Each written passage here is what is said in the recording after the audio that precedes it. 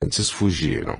Das 4 portas de acesso à cidade, somente uma escapou do assalto e da fúria dos cruzados. Para ela se dirigiram os fugitivos, mas o pânico era tanto, que eles se jogaram na água para alcançar, nadando, a outra margem do rio. Do outro lado, os cruzados recepcionaram-nos. Aos içados, massacraram-nos. Os outros morreram afogados. Anoiteceu tarde. Simão suspendeu a função. Por volta da meia-noite, Ademar Jordão enviou mensageiros ao chefe da cruzada. Oferecia a cidade em troca da liberdade. Monteforte recusou. A tomada era questão de horas. Ademar Jordão se rendeu. Sem posições. Alvorecia. O conde de Monteforte mandou buscar Ademar. Aos habitantes, levaram-nos para fora da cidade. Retiraram-lhes tudo. Despiram-nos em público. Depois, receberam a ordem de voltar para casa. Porque não foram supliciados como os outros. Saint-Antonin era uma bela cidade, próspera e produtiva. Seus habitantes cultivavam a terra. Simão a tomou sem destruição. Massacrá-los e deixá-la deserta significaria perder mãos endurecidas e acostumadas ao trabalho da lavoura. Que ficassem os habitantes. Somente Ademar Jordão e seus cavaleiros foram aprisionados, jogados na prisão de Carcassonne. Deles jamais se teve notícias. Morreram como Trincavel, desapareceram sem rastro como o velho Raimundo de Temes. No início de junho, os cruzados acamparam a 2 léguas de Penne. O burgo ocupava a margem esquerda do rio Lot. As muralhas eram bem protegidas. Os defensores, tão logo viram a armada erguer suas tendas, dispararam flechas. Penne estava nas mãos de Hugo de Alfaro, que, sabedor das reconquistas de Simão pelos arredores, antes mesmo de sua chegada, reuniu 400 salteadores no castelo, abasteceu o torreão com víveres e munição, evacuou os habitantes, lastrou fogo pelo burgo, fazendo com que os cruzados ocupassem um sítio fenecido. Os defensores empilharam pedras para o bombardeio. Iniciaram a batalha. De ambos os lados, artilharias disparavam. As salas do torreão foram destruídas, as muralhas, no entanto, não sofreram nenhum arranhão. Junho avançava sem pressa. Os combates continuavam sob insuportável calor, esgotando assaltantes e assaltados. As máquinas de bombardeio utilizadas por Simão não eram suficientemente possantes para abalar as sólidas muralhas. As surtidas empreendidas pelos defensores não eram suficientemente vigorosas para bater os encaniçados atiradores de catapultas. Simão não viu outra solução a não ser construir uma catapulta gigante. Ferreiros e carpinteiros iniciaram o serviço. Monteforte tinha pressa. A quarentena de muitos cruzados acabava, e a armada minguava dia a dia. Súplicas não comoviam os senhores, e mesmo os religiosos se abstinham de dilatar o tempo além dos devidos 40 dias. O cerco não avançava. As pedras arrebentavam abóbadas de salas, abalavam muros, danificavam abrigos subterrâneos, mas não abriam, em parede de pedra, brecha que permitisse tentar o assalto. Entretanto, apesar da dificuldade, a armada dos cruzados revigorava-se pelo ir e vir de homens. O cansaço de uns, substituído pela energia dos recém-chegados. Entre os cercados não havia descanso nem reposição de vigor ou de víveres. Racionavam comida para evitar a fome, o que lhes tirava forças para lutar. Eliminar bocas apresentou-se como única solução. Retiraram mulheres e crianças do castelo. Os cruzados não teriam coragem de matá-las. Simão as viu sair e poderia aprisioná-las sem sofrer represálias, mas conhecia um destino melhor para aquelas vidas. Devolveu-as aos defensores da cidade. Que morressem de fome diante de todos. A fortaleza se desfazia a cada bloco de pedra lançado. Calor, sede, fome sentiam todos. Se a cidade fosse tomada, e seria, Simão massacraria os habitantes. Como tantos outros, Hugo pediu para parlamentar. Rendeu-se em troca de vidas. Aliviado, Simão concordou. Não opôs obstáculos. Havia 8 semanas acampados. Inúmeros senhores partiram e outros tantos se preparavam para retornar ao reino. Caso Hugo não capitulasse, testemunharia as partidas e talvez, diante do efetivo abalado, resistisse por mais tempo, retirando-lhe a possibilidade de conquistar a cidade.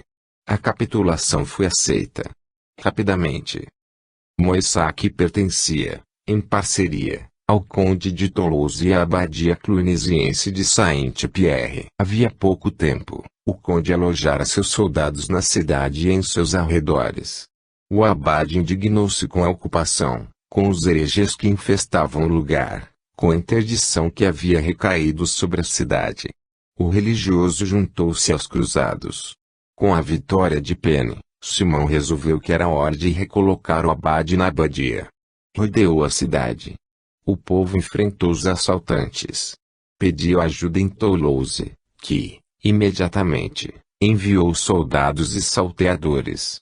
Entretanto, quando os burgueses de Moissac viram os cruzados acampados do lado de fora das muralhas, arrependeram-se do pedido de ajuda. Não tinham defesa suficiente para afrontar os inimigos, não contavam com muralhas capazes de resistir aos tiros dos engenhos de guerra. O contingente toulousiano pressionou a população a reagir, já que ali estava para socorrê-la. A batalha começou. Simão armou suas máquinas de arremesso enquanto os soldados recolhiam madeira para a confecção de outros equipamentos necessários ao ataque. Em pouco tempo, repetia-se a mesma cena de todos os cercos. A cada ataque empreendido, a cada destruição conseguida, bispos e arcebispos entoavam Veni Creator. Os cercados de Moissac não tardaram a constatar a inutilidade da batalha travada. Ou se rendiam e salvavam a vida, ou seriam vencidos, exterminados pelos cruzados. Nem todos almejam título de herói após a morte. Os de Moissac desprezaram louros e glória. Enviaram parlamentares para conversar com Montfort. O chefe da cruzada esperou que rogassem pela vida. Depois, concedeu-lhes não somente a vida, mas a garantia de que não sofreriam nenhuma punição desde que jurassem a paz e lhe entregassem soldados e salteadores toulousianos. A magnânima proposta foi aceita sem hesitação. À força, agarraram os defensores. Entregaram-nos a Simão. 300 homens foram massacrados. Os cruzados receberam, como pagamento pelos serviços prestados, cavalos e armas do contingente extinto. Simão restituiu, oficialmente, ao abade o lugar na cidade e na abadia. Firmou, com o religioso, um ato em que se colocava como senhor temporal de Moissac. Tomava o lugar de Raimundo VI na parceria da cidade.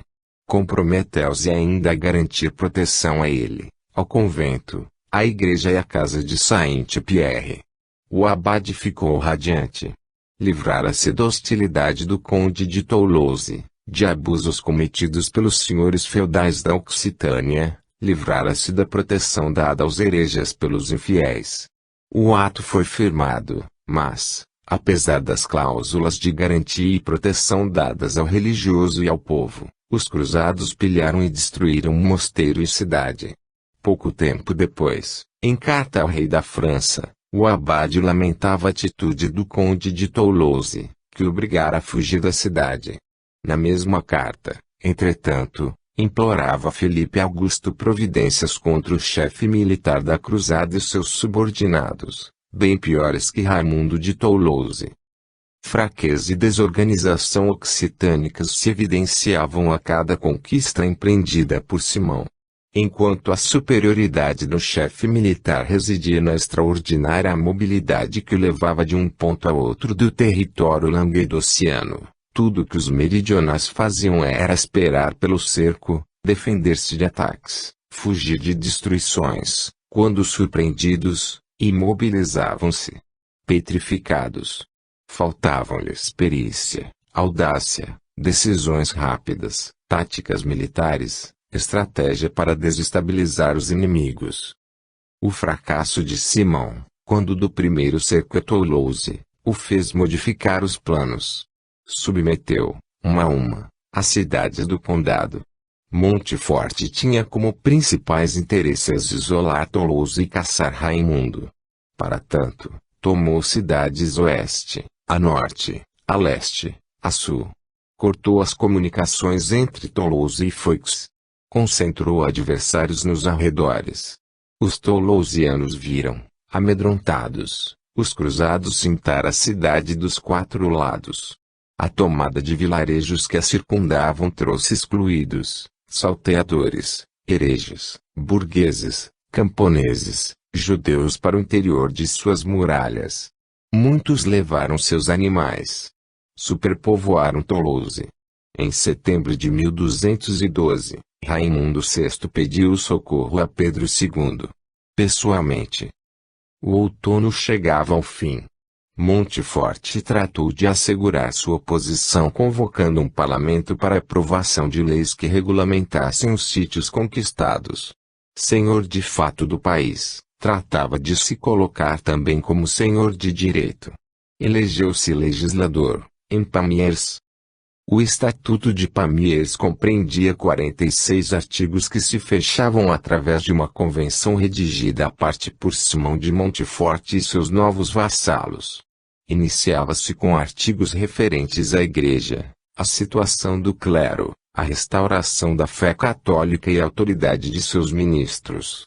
Quanto a privilégios concedidos à Igreja, Simão impôs duras penas aos que tinham sido transgredidos por Raimundo de Toulouse e os feudatários occitânicos.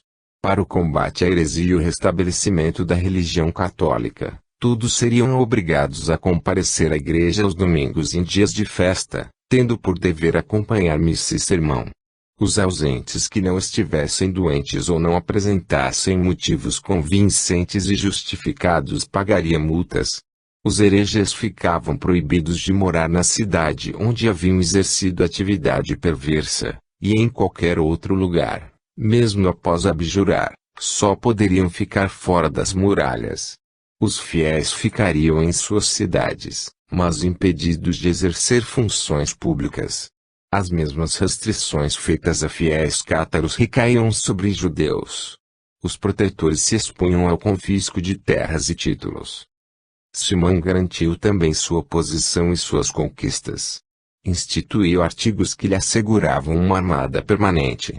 Sem homens à sua disposição, o sucesso da cruzada ficaria comprometido. Interditou o exercício militar à nobreza occitânica, tirando-lhe o prestígio e a razão de existir. Proibiu damas da nobreza, por um período de 10 anos, de se casar com nobres occitânicos. No entanto, poderiam casar-se com nobres franceses, medida cuja principal finalidade era enfraquecer a nobreza meridional, transferir terras e bens a conquistadores. Proibiu a edificação de novas fortalezas, a reconstrução das demolidas.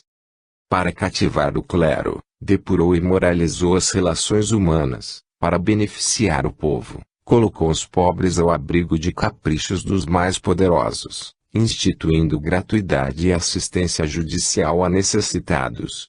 Não impressionou ninguém. Em nenhum lugar se era mais liberal.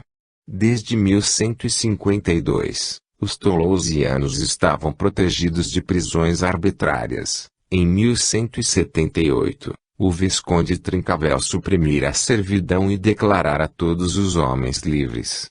No Languedoc, protegia-se o povo de assassinos e assaltantes. Castigavam-se falsificadores de pesos e medidas, fraudadores de qualquer espécie.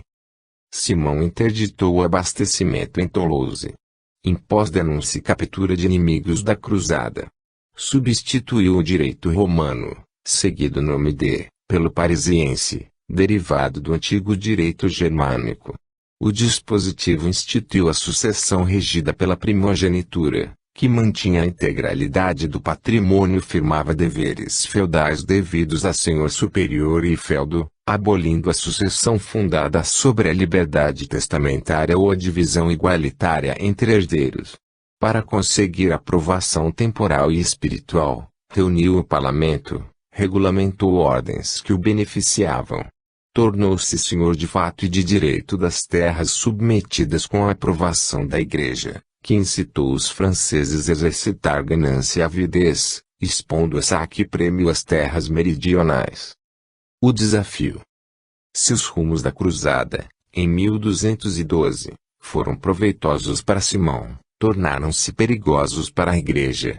A situação criada entre Simão e Pedro ficou resolvida sem grandes problemas, mas, em se tratando de Raimundo VI e do condado de Toulouse, Inocêncio III precisava ser mais cauteloso. Felipe Augusto era suzerano legal do condado e, ao contrário de Pedro II, não era vassalo de Roma, não tinha necessidade de contemporizar, de se manter neutro, logo, não aceitaria passivamente a interferência da Igreja em assuntos temporais. Isso ficara dito quando Filipe lhe havia comunicado que não tinha o direito de confiscar o condado, visto Raimundo não ter sido acusado de heresia, visto ser ele o suzerano legal daquelas terras e o único autorizado a confiscá-las. Os direitos do Santo Pá chocavam-se com os do Santo Rei, a autoridade espiritual confrontava-se com a temporal. Além disso, Inocêncio, abrindo o processo do conde, percebeu que Raimundo fora impedido de apresentar sua defesa e que os legados tudo haviam feito para impossibilitá-lo de se justificar sobre os pontos principais, priorizando a regulamentação dos secundários, a qual haviam julgado insatisfatória. Inocêncio tentou contornar a situação. Escreveu aos legados. Intimou-os a obedecer ao procedimento legal e julgar canonicamente Raimundo VI. Caso sua defesa se mostrasse convincente, absolvê-lo. De um só golpe, Inocêncio derrubou os sonhos de conquista de Simão, que devia renunciar ao condado de Toulouse antes mesmo de tê-lo conseguido, esmagoou-os de vingança de Arnaldo, que devia abrir mão do ducado de Narbonne e aceitar que estranhos o tivessem como legítimos donos e sem sua autorização. Inocêncio já não acalentava dúvidas quanto ao procedimento torto de seus enviados. As ambições feudais dos chefes da cruzada se evidenciavam a cada conquista. Arnaldo, outorgando-se o título de Duque de Narbonne, colocou-o em delicada situação. O legado apropriou-se do que fora exposto a saque, apoiado em ordens estabelecidas pela própria Igreja, e o ato lhe parecia tão legítimo, que não titubeou em imediatamente pedir a Inocêncio a confirmação do novo título.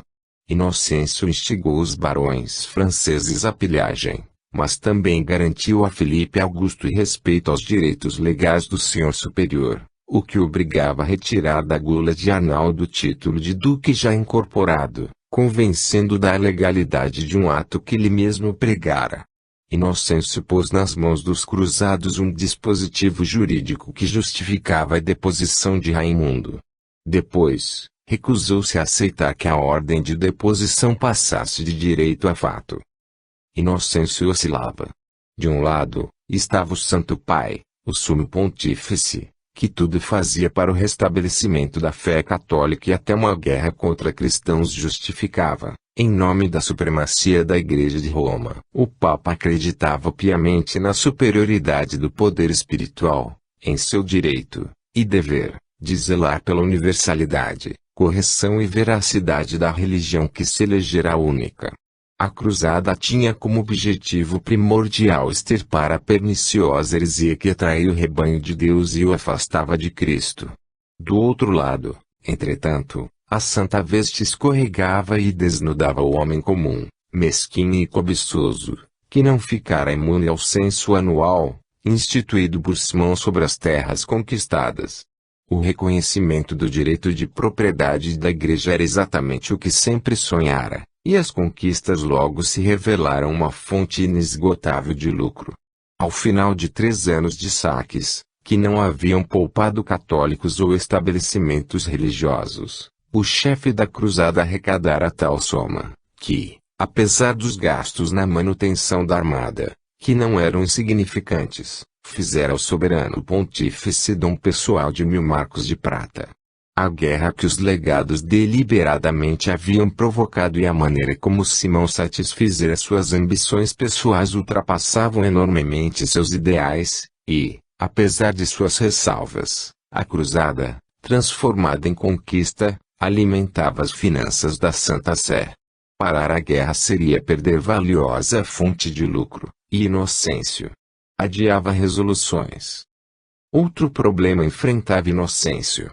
Os católicos compreenderam que a Guerra dos Cavaleiros de Cristo transformara-se em guerra de conquista, e até eles vociferavam contra a ortodoxia, colocavam em xeque acusações dirigidas aos meridionais, desmereciam legados, desobedeciam a chefes eleitos pelo Papa. Invocavam soluções para o conflito. Como elas não apareciam, pediram a intervenção do rei de Aragão para expulsar os cruzados que devastavam o sul do país, pilhavam cidades, apropriavam-se de terras e títulos sob estandarte de defensores da Igreja de Cristo.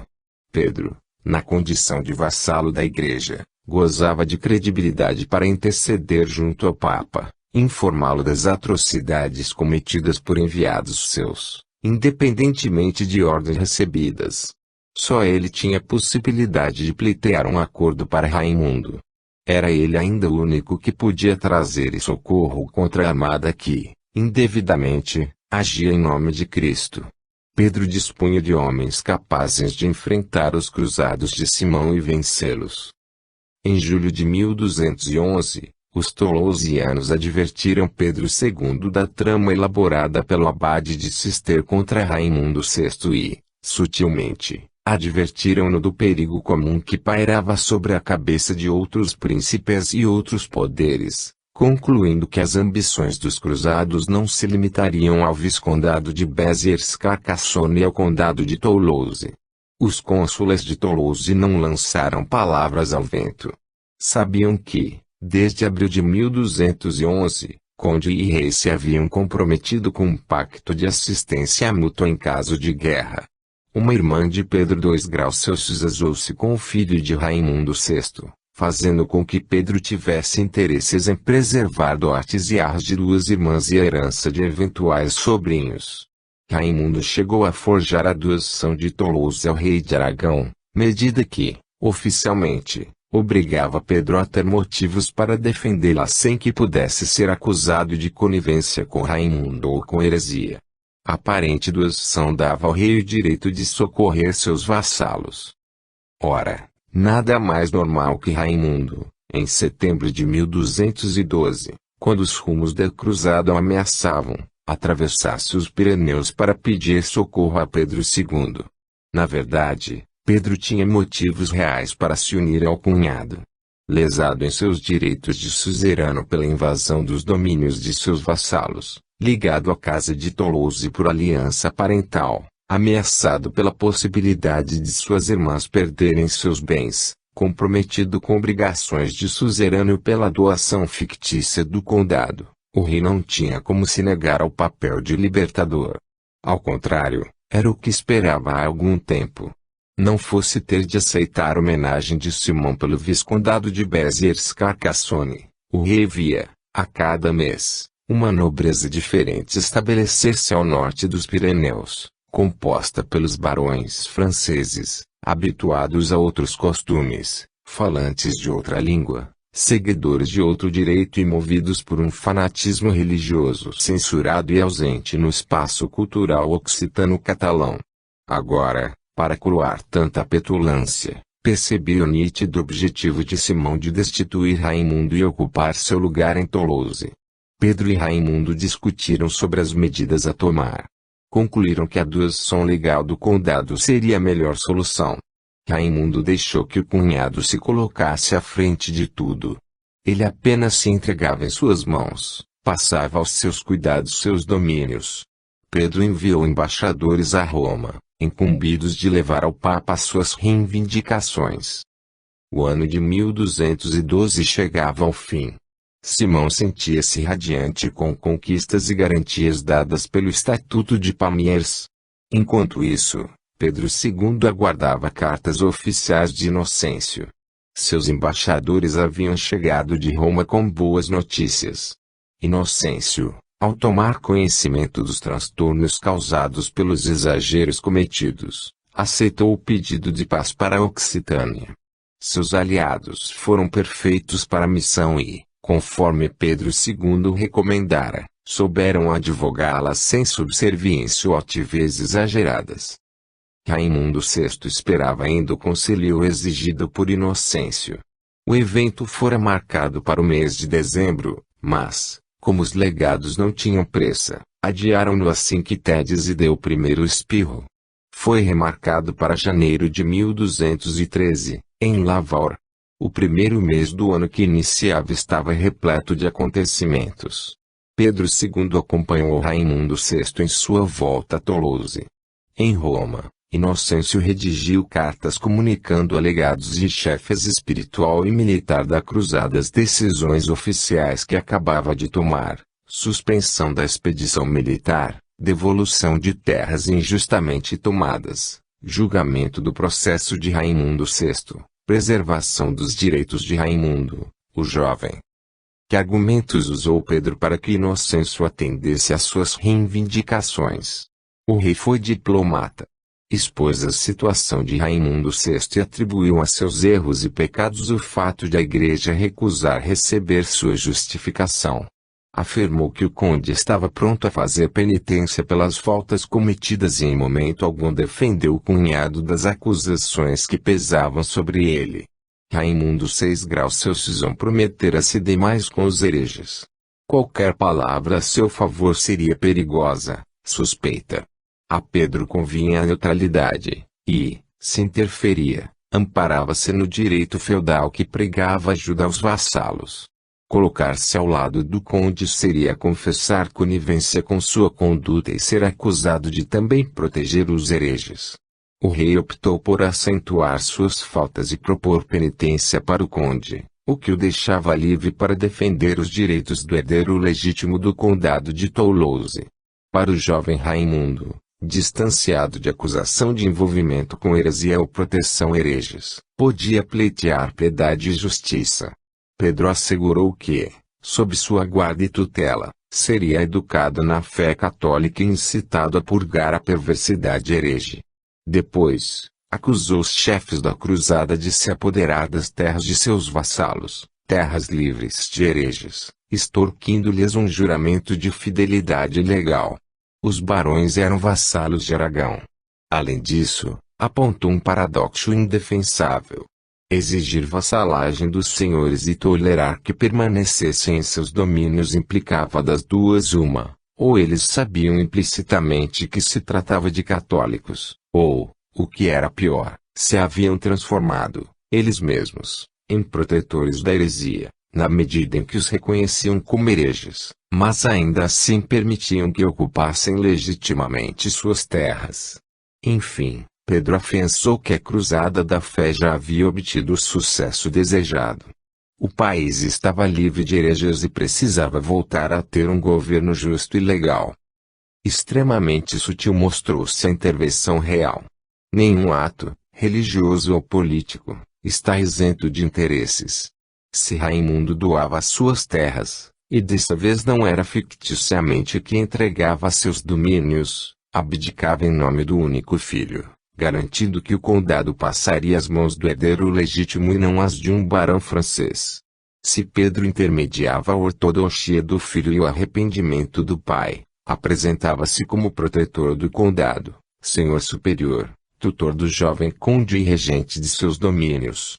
Se defendia a atitude dos vassalos, visava restabelecer seus direitos como suzerano e impedir que seus feudos fossem tomados. Arnaldo Amaurides conhecia as novas ordens do que Inocêncio estabelecera por escrito e se preparava para o concílio de Lavaur, onde o processo de Raimundo VI seria discutido.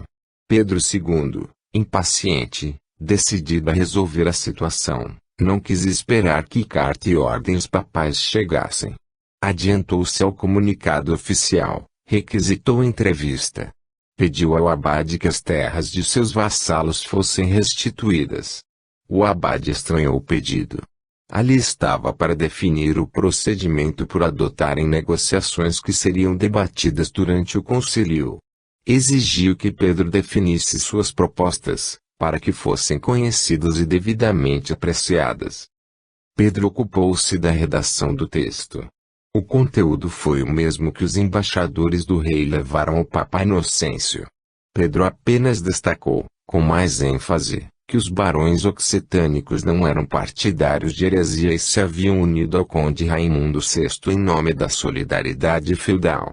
Comparou a atitude dos barões com a que ele também assumia em relação a Raimundo.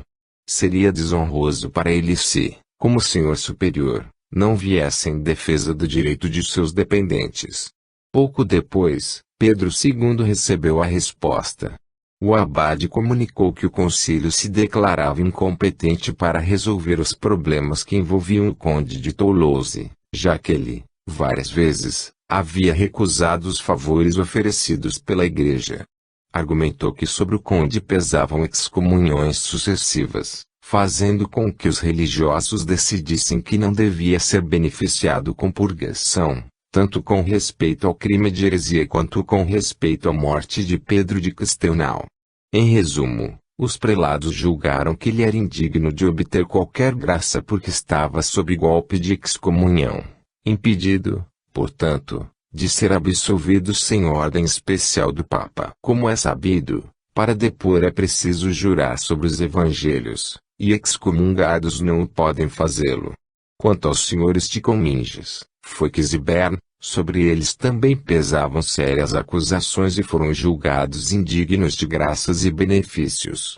Para finalizar, o abade, irônico, concluiu que o digníssimo rei de Aragão comprometia a veracidade de sua fé ao defender homens tão pouco recomendados. Pouco podia esperar Pedro II depois de ler a carta do abade. Para ganhar tempo, evitar secos, combates e tomadas, enviou outra mensagem aos prelados. Pedia-lhes que pleiteassem trégua a Simão até o Pentecostes. Tempo suficiente para que as cartas oficiais de Inocêncio chegassem. Trégua recusada, Pedro desistiu. Decidiu tomar sob sua proteção os domínios occitânicos invadidos pela cruzada ou ameaçados por ela. Sabia que Inocêncio se mostrara favorável à paz nos termos propostos. Seus emissários venciam as distâncias entre Roma e Laval, trazendo documentos que anunciavam o fim da cruzada albigense. Entretanto, rumores sobre a decisão de Pedro II de se colocar à frente dos domínios occitânicos alcançaram os ouvidos do abade de Cister. Arnaldo ameaçou o rei de excomunhão e interdição sob a acusação de proteger os hereges. Pedro não abriu mão da supremacia do direito feudal. Honra e senso de justiça o impeliam a salvaguardar os direitos que vassalos viam espezinhados pela usurpação dos cruzados. Sabia que Arnaldo não podia excomungá-lo nem interditar seus domínios. Era vassalo da Santa Sé, só Inocêncio tinha o poder de puni-lo. O rei de Aragão preparou-se para aceitar o juramento dos occitânicos. Em 27 de janeiro de 1213, a Assembleia foi reunida. Raimundo VI e Raimundo, o jovem, colocaram em suas mãos o burgo e a cidade de Toulouse e todas as terras que lhes pertenciam. Juraram fidelidade e obediência ao rei. Os cônsules se comprometeram da mesma forma a obedecer às ordens do Papa ou às que o rei de Aragão formulasse em seu nome. Prometeram ajuda e conselho, assistência e socorro ao rei para aplicar as exigências ordenadas pela Igreja ao conde e ao seu filho. Os senhores de Cominges, Foix e Bern também fizeram juramento. Em relação à submissão à cruzada, ninguém se pronunciou. Tudo fizeram doadores e receptor para a preservação da legalidade da cerimônia. Nada poderia descontentar a Igreja, a não ser o fato de Pedro se ter antecipado a comunicação oficial que, se estava a caminho, ninguém ainda conhecia. Pedro e os barões cuidaram para que em nenhum texto aparecesse a palavra proteção a barões occitânicos e seus domínios, o que Arnaldo havia terminantemente proibido que se fizesse. Não que o legado pudesse ser enganado pela manobra. A proteção se encontrava subentendida, fazia parte da garantia elaborada pelo rei. Ao colocar domínios, Direitos e a própria vida em poder de Pedro, os occitânicos criaram entre eles e o soberano, laços de dependência obrigatórios. Um dava, outro recebia, estabelecendo-se uma troca de deveres recíprocos entre superior e dependentes, entre vassalos e senhor. O senhor comprometia-se a proteger, ajudar, aconselhar, os vassalos, a prestar-lhe homenagem e fidelidade e defendê-lo contra os que o ameaçassem. Raimundo VI rompeu com a coroa da França em benefício da de Aragão. Pedro, sob pretexto de apaziguar o conflito albigense, estendeu seus domínios, recebeu a homenagem devida a Filipe Augusto. Audacioso, ardiloso, o ato de Pedro II. Além de não esperar o comunicado oficial de Inocêncio, ele alardeou publicamente o acordo feito com o sumo pontífice. O pânico graçou entre os chefes da cruzada. As bulas pontificais que ordenavam a suspensão imediata da guerra contra os occitânicos não haviam ainda chegado, e os prelados já se encontravam mobilizados para rebater a ordem, para desgraçar o rei de Aragão, para denunciar os senhores da Occitânia, para conseguir uma contra-ordem de Inocêncio III. Logo após o concílio em Laval, os prelados mandaram carta a Inocêncio III. Nela, praguejavam contra a peste herege. Lamentavam a situação do povo desviado dos caminhos da verdadeira fé. Argumentavam a favor da cruzada, justificando-a pela existência de focos renitentes de heresia em Toulouse, o pior ninho de hereges. Desfiavam um rosário de acusações contra Raimundo VI, o mais empedernido defensor de hereges. Advertiam-no a não se deixar iludir com vitórias, porque contra conde e condado pouco haviam conseguido. Afirmavam que, se o jovem Raimundo fosse poupado, reergueria sua espada. Censuravam a Pedro II a ajuda dada aos occitânicos. O filho se rebelara contra o pai, apoiado em favores que a Santa Sé lhe dispensava, abusava da clemência concedida, vangloriava-se presunçosamente de ter obtido as boas graças da Igreja e a restituição das terras confiscadas. Acusavam príncipes, hereges e salteadores de perfídia contra o clero, de pilhagem contra os bens das igrejas. Tudo isso recheado de elogios ao Papa pela organização da cruzada, pelo envio de tropas encarregadas de varrer da região a peste imunda, por exaltações a Simão de Monteforte, guerreiro invencível dos combates do Senhor, intrépido campeão do Cristo.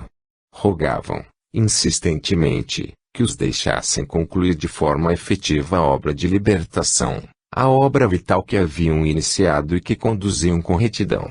Concluíam que, se as terras tomadas aos tiranos, legitimamente e ao preço de tanto sangue cristão, fossem restituídas a eles ou a seus herdeiros, além do escândalo aos olhos dos fiéis que haviam cooperado, pesaria a ameaça de ruínas sobre a igreja e seu clero.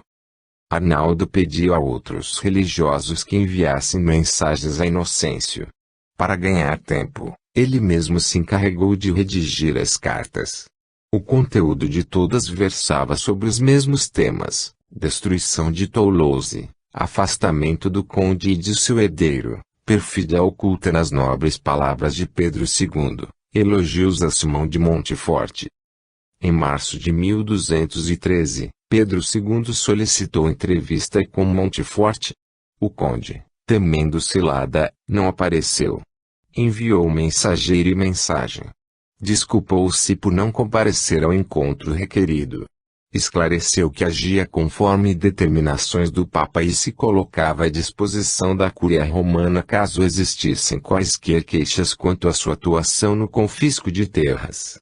Declarou-se desligado do dever de vassalagem para com o reino de Aragão. Pedro mal podia crer no que acabara de ler. Simão rompia os laços de vassalagem. Declarava guerra. O rei convocou o conselho. Reuniu cópias do juramento de Toulouse como prova de que os barões occitânicos se haviam comprometido a obedecer às ordens da Santa Sé.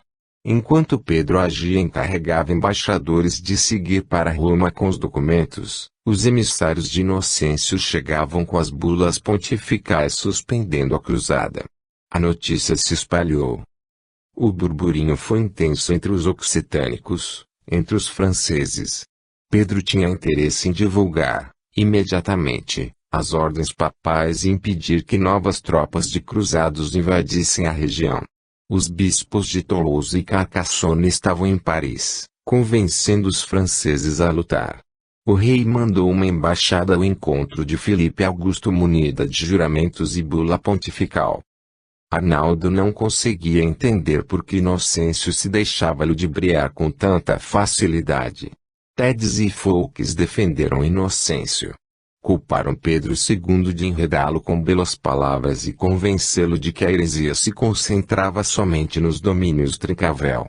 Sugeriram conseguir de Inocêncio uma contra-ordem que anulasse a bula. Se os prelados teciam considerações sobre as atitudes pontificais, Inocêncio também avaliava o jogo a ser jogado. Estava em situação bastante difícil e constrangedora, joguete entre forças opostas que tentava harmonizar. Impossível abandonar seus ideais de combate a hereges em defesa da Igreja. Acreditava neles. Não podia, entretanto, contar com Arnaldo e Simão, interessados em direitos, poder, ganância por feudos e títulos.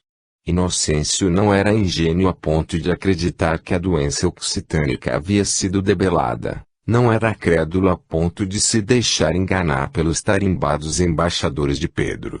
Não ignorava também que ao lado do poder espiritual se encontrava o temporal, representado, de um lado, por Filipe Augusto, avesso à cruzada desde o início, preocupado em evitar a ingerência pontifical sobre as terras do reino, do outro, por Pedro II, prejudicado em suzeranias, comprometido com a defesa de vassalos, apoiado no direito feudal.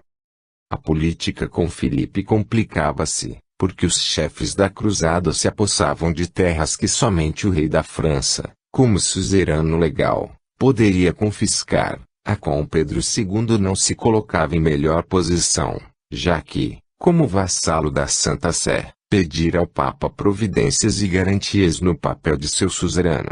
No momento, a intervenção aragonense o forçava a agir como juiz de um tribunal supremo, dando razão ao rei e exigindo que o acusado devolvesse as terras ao legítimo dono. No entanto, sabia que Pedro II tomava a defesa dos protetores de hereges excomungados, e, de acordo com o que rezava o 3 graus Celsius Concílio de Latrão, Simão já não se encontrava obrigado a obedecer ao juramento feudal feito a um senhor católico que se ligava a simpatizantes de heresia. Simão cumpria rigorosamente as ordens do concílio validadas por Inocêncio. Como censurá-lo?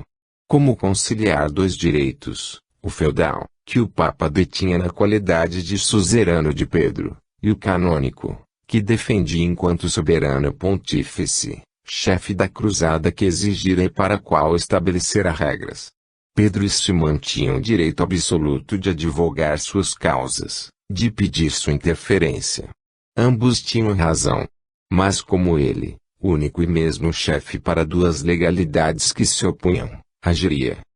Em janeiro, os embaixadores de Pedro convenceram a pôr fim à cruzada albigense, a exigir a devolução das terras usurpadas aos barões occitânicos.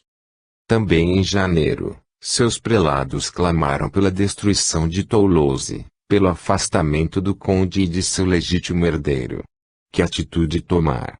A quem privilegiar? Enquanto o Papa avaliava atitudes, a embaixada organizada por Pedro II para propagar a suspensão da cruzada na corte fracassou totalmente. Antes mesmo que a bula pontifical chegasse à França, o príncipe Luís conseguiu permissão de Filipe Augusto para tomar a cruz. Tão logo a notícia se espalhou, inúmeros cavaleiros franceses, solidários ao príncipe, se apresentaram como cruzados. Notícia alvissareira para os defensores da cruzada albigense, para o povo que via seu príncipe engajar-se em tão pia missão. Nem um pouco interessante para os emissários de Aragão. Eles não encontraram, em Paris, clima propício para divulgar a ainda desconhecida notícia que dava por encerrada a cruzada na Occitânia, para apresentar o juramento de Raimundo e dos outros senhores. Os enviados de Pedro não conseguiram também deter as novas tropas que se preparavam para a viagem. Só lhes restou conferenciar novamente com o Papa. Tomaram o caminho de Roma. Enquanto a França louvava a decisão do príncipe Luís, a Roma chegavam o cônego Tedes e outros religiosos, encarregados pelo abade de Cister de alertar Inocêncio. Os embaixadores de Aragão lá já se encontravam e também haviam advogado a causa occitânica e o empenho de Pedro II em regularizar a situação dos vassalos, que os embaixadores do legado foram friamente recebidos pelo Papa.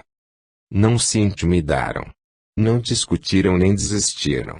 Empenharam-se em mostrar ao Papa que lhe caíra em cilada. Os advogados de Pedro II se defenderam corretamente. Tedes e os seus rebateram as argumentações do rei de Aragão trazidas pelos aragonenses. Firmes, pacientes, convictos do que diziam, pregaram, sem titubeios, a necessidade da cruzada. Os emissários de Aragão podiam omitir os fatos que não interessavam que se tornassem públicos, mas não tinham como mascará-los quando obrigados a responder por afirmações ou negações. Também Inocêncio podia fingir acreditar nos enviados de Pedro desde que não fossem desmentidos pelos de Arnaldo Mauri. O Papa escutou um e outro partido. Tomou sua decisão. Escreveu carta a Arnaldo Mauri, a Simão e ao bispo de Toulouse. Pedro II foi também informado dos rumos que o sumo pontífice dava à cruzada albigense. Inocêncio o repreendeu severamente. Criticou sua impiedade, imprudência e falta de deferência em relação à Igreja ao tomar sob sua proteção condes excomungados, cidades interditadas, hereges confessos, apesar da proibição do legado designado pela Santa Sé. Exortou-o a retirar-lhes a ajuda enquanto estivessem sob excomunhão e interdição, aconselhou que os abandonasse imediatamente à própria sorte, desvalidando juramentos e engajamentos dados e recebidos para escapar da desonra e até da suspeita de conivência.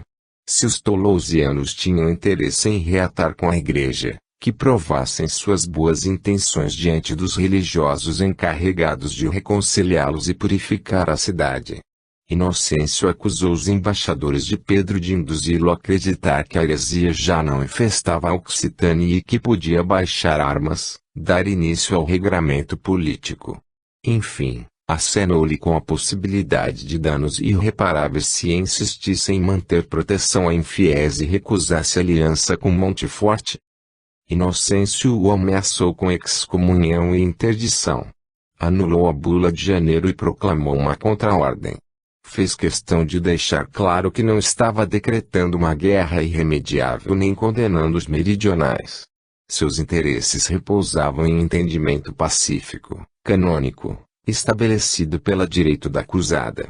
Privilegiava a reconciliação com os defensores de heresia, a anulação de excomunhões e interdições, oferecia proteção aos que abjurassem, limitava as confiscações aos que persistissem no erro. Anunciava que a guerra só seria declarada se os sulistas se revoltassem contra a Igreja.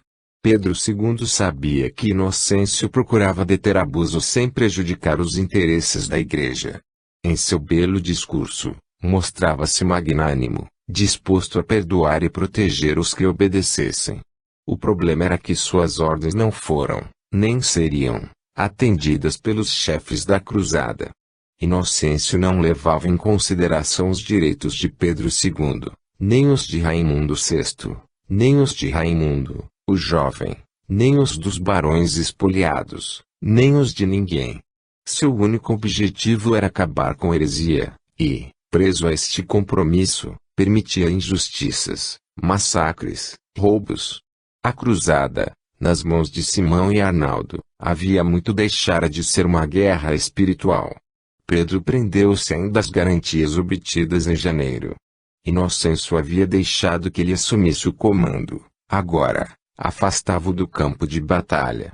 Sabia que já dera provas de que sua fidelidade à causa da Igreja não era confiável, mas, antes de querer afastá-lo por suspeitar de suas atitudes, Inocêncio queria evitar o perigo militar que enfrentariam os cruzados, caso ele sustentasse aliança com os Toulousianos.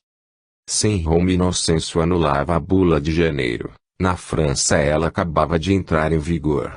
Os religiosos empenhavam-se em organizar pregações, destituir predicadores que convocavam combatentes para a cruzada albigense e substituí-los pelos que clamavam por cruzados dispostos a libertar a Terra Santa. Muitos embarcaram para o Oriente.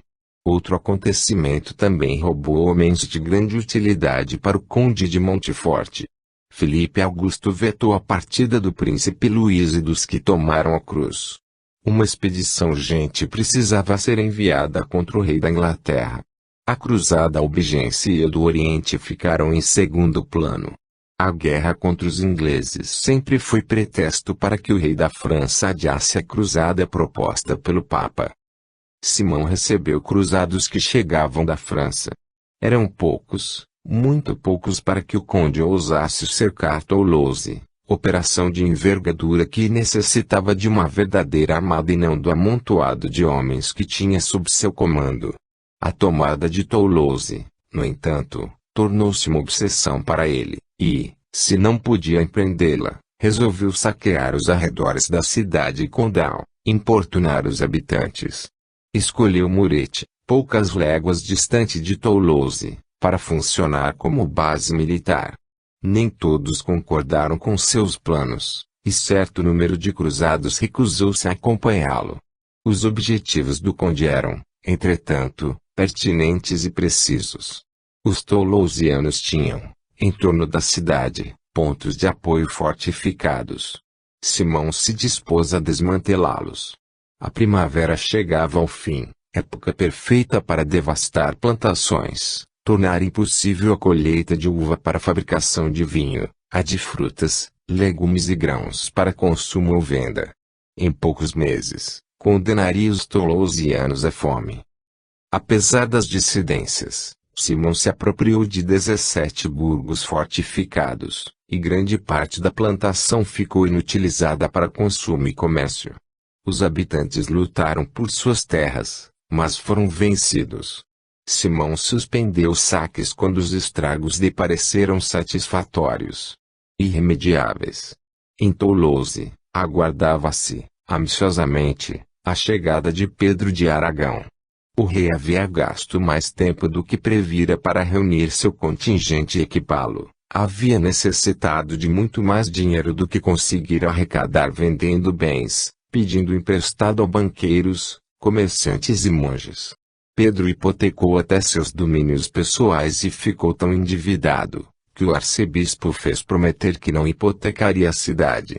A impaciência aumentava em Toulouse, não só pela demora do rei, mas pelas destruições feitas por Simão, as quais começavam a comprometer o abastecimento da cidade, repleta de asilados. Julho já vira passar a primeira semana e não havia notícias de Pedro. Os toulousianos aguardavam o rei, angustiados. A época da colheita chegou, e grande parte do trigo estava perdida, sem contar que, desde dezembro, Simão impedia o comércio da cidade com o exterior. Raimundo decidiu destruir Pujol, burgo ocupado pelos franceses. A armada pegou a estrada com máquinas de guerra, carroças repletas de munição e víveres. Cercou a cidade. A notícia espalhou-se rapidamente. Avisados, Simão e Guido de Montfort, seu irmão, correram para lá. Os occitânicos agiram rápido. Taparam o fosso com folhagem. Os sapadores abalaram a base das muralhas enquanto pedras bombardeavam a alvenaria. Os franceses se defendiam com tições inflamados, pedras, água fervente. Esforço infrutífero. Os occitânicos eram muitos e romperam pelas ruínas do burgo. Massacraram invasores sem distinção, passando-os pelo fio da espada, arrastando-os como carcaça apodrecida através da cidade, enforcando-os. 4 anos de horrores ensinaram aos meridionais como se vingar de invasores, como exterminar inimigos. A primeira vitória dos occitânicos, após 2 anos de fracassos, não era grande coisa. O número de assaltantes sobrepujava, em muito, o de assaltados, mas Toulouse, superpovoada, comemorou entusiasmada ao lado de soldados e senhores excluídos dos domínios Trincavel. O clima de festa duplicou quando os mensageiros anunciaram a chegada do rei em 2 semanas. Os soldados aragonenses e toulousianos percorreram os arredores encorajando a população a se rebelar, a se livrar do jugo francês. O levante não demorou, e Simão perdeu várias fortalezas. A situação dos cruzados piorava dia a dia. Instabilidade reinava entre eles, desespero também. A mobilização arago-occitânica crescia, o contingente de cruzados decrescia desde abril, quando Filipe Augusto vetara a partida do filho e a eficiente pregação do legado papal despachara combatentes para Jerusalém. Restava a Simão negociar com Pedro II, evitar o confronto. Abades serviram-lhe de embaixadores. Lembraram a Pedro as advertências feitas pelo Papa. Tentaram convencê-lo a abandonar a causa occitânica e concluir a trégua com a armada de Deus. Pedro escutou a ameaça e proposta. Respondeu afirmando que, como filho sincero e devotado da Igreja, obedeceria sempre sem contestar ordens e pedidos do Sumo Pontífice. Pedro blefava, desafiava abertamente os chefes da cruzada. Não tinha a intenção de acatar pedidos ou obedecer a ordens. Chegara a tal ponto de insubordinação, que retroceder era impossível. Inocêncio, no início de julho, escrevera-lhe nova carta. Mais ameaças. Lembrou-lhe os privilégios de imunidade concedidos aos reis de Aragão. Nem bispos, nem arcebispos, nem legados tinham permissão para excomungar um rei de Aragão sem ordem expressa da Santa Sé. Em caso de abuso, perderia o benefício. Recordou-lhe ainda que ele recebera a sagração de suas mãos. Era vassalo seu, devia-lhe obediência pela ligação do reino de Aragão à Santa Sé. Pedro não se intimidou com as ameaças. Sabia que Inocêncio podia puni-lo e o excomungaria tão logo Arnaldo requisitasse, porém, entre pedido e resposta, pelo menos 2 meses teriam passado. Tempo suficiente para que Pedro acabasse com os cruzados. Estavam em meados de agosto. Em setembro, estaria em Muret. Não tinha a intenção de negociar com Simão ou Arnaldo. Eles não tinham o direito de ameaçá-lo, menos ainda de forçá-lo a desistir do combate. Não existiam como forças opostas. Necessitavam de ordens expressas de Inocêncio para molestá-lo. Prometera a Raimundo VI que seu herdeiro não sofreria represálias. Comprometera-se como libertador das terras usurpadas aos seus donos legais, apoiado na palavra dada por Inocêncio. Não era traidor nem covarde. Se pela diplomacia não lhe fora possível sustentar as promessas, a força de suas armas restituiria terras e títulos a legítimos proprietários. No final de agosto, 1000 cavaleiros, a elite da Catalunha de Aragão, acompanhados de 1000 escudeiros e 1000 sargentos, atravessaram os Pirineus. A armada real, por onde passava, alvoroçava o povo, incutia-lhe confiança, esperança de libertação, despertava a massa subjugada pelas guarnições francesas, fascinava, convidava a engrossar as fileiras da armada salvadora. O exército chegou a Muret. Armou tendas. Com pequena, mas imponente comitiva, Pedro cavalgou até Toulouse. Entrou na cidade, que o aclamou emocionada. Reuniu-se a Raimundo VI, Bernardo de Cominges, Raimundo Rogério de Foix, a cônsules e a outros cidadãos da cidade. As tropas concentradas em Toulouse perfilaram-se diante do rei, deixaram a cidade. Pelo caminho, muitos se uniram aos combatentes. Vinham dos arredores e de cidades distantes. Em Muret, tremulavam auriflamas de Aragão, Toulouse, Cominges e Foix. Barões e cavalheiros ouviram os planos de Pedro II. O rei queria que Simão e os cruzados entrassem na cidade para só depois cercar suas muralhas. Com os cruzados aprisionados, os aliados garantiam mobilidade e, se conseguissem tomar a cidade, capturariam a força viva da cruzada. Os cruzados, assim que souberam que a armada do rei se dirigia para Muret, enviaram mensagem ao chefe da cruzada, pedindo-lhe socorro e providências. A tomada de Muret provocaria rebelião geral nas regiões conquistadas.